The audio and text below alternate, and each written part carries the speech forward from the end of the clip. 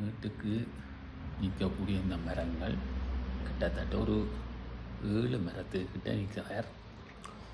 நாங்கள் ஒரு 18-19 வருஷத்துக்கிட்ட இது நட்டு கொஞ்சம் வயதும் வந்து விட்டார்.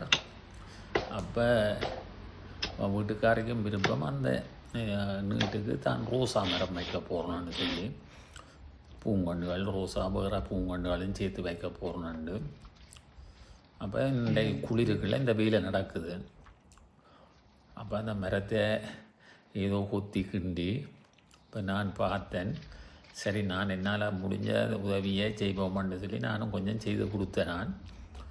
நான் பாருங்க, பின்னுக்கும் முன்னுக்கும் எல்லாம் தாண்டி தான் நாங்கள் மரம் பேர்க்கோணும் போகிற, அது சும்மா சாதாரணமாக மொழியில் வராது இல்லவோ.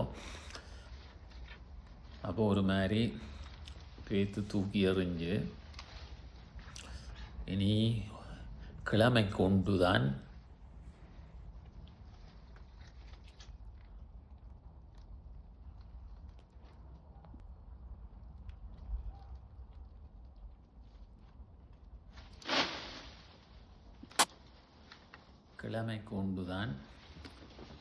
செய்ய முடியும். ஏனெண்டா கொஞ்சம் கடினமான வேலையில் போகுது.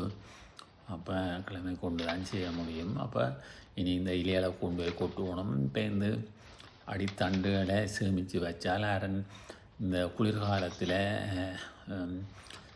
எரித்து வீட்டை சூடாக்குறவ எரிக்கி நம்ம என்ன சூடாக்கியில் சூடாக்கி இருக்குதானே.